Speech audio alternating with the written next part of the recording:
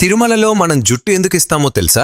మొట్టమొదట వెంకటేశ్వర స్వామి ఒక చీమల పుట్టలో ధ్యానం చేస్తూ ఉండేటప్పుడు బ్రహ్మదేవుడు ఒక ఆవు రూపం దాల్చి ప్రతిరోజు ఆ చీమల పుట్ట దగ్గరకు వచ్చి స్వామికి పాలిచ్చేవాడు. ఒక ఆవుల కాపరి అది చూసి కోపంతో ఆవు మీదకి తన గొడ్డల్ని విసురుతాడు. ఆ గొడ్డలి నేరుగా వెళ్లి వెంకటేశ్వర స్వామి తలకి తగులుతుంది. దాంతో స్వామికి దెబ్బ తగిలి రక్తం కారుతుంది. కొంతకాలానికి ఆ గాయమైతే మానిపోతుంది, కానీ అక్కడ వెంట్రుకలు మాత్రం రావు. అలా ఒకరోజు వెంకటేశ్వర స్వామి కొండమీద పడుకుని ఉండగా ఆకాశ మార్గంలో వెళ్తున్న నీలాదేవి అనే ఒక గంధర్వ కన్య వెంకటేశ్వర స్వామిని చూసి కిందకు వస్తుంది. తలకి తగిలిన దెబ్బని చూసి ఎంతో బాధపడుతూ తన తల నుంచి కొన్ని వెంట్రుకలను తెంపి వెంకటేశ్వరునికి ఇస్తుంది. అప్పుడు వెంకటేశ్వర స్వామి ఇలా చెప్తాడు, నా అందం కోసం నీ అందాన్ని పాడు చేసుకున్నావు కదా, కలియుగంలో కొండమీదకి వచ్చిన నా భక్తులు తమ జుప్పుని ఇచ్చే సాంప్రదాయం మొదలవుతుంది. ఆ జుట్టు యొక్క శక్తి అంతా వేరే భూలోకంలో ఉండే నీకు దక్కుతుంది అని చెప్తారు. ఇంతకీ తిరుమలలో ఇచ్చే మన జుట్టుని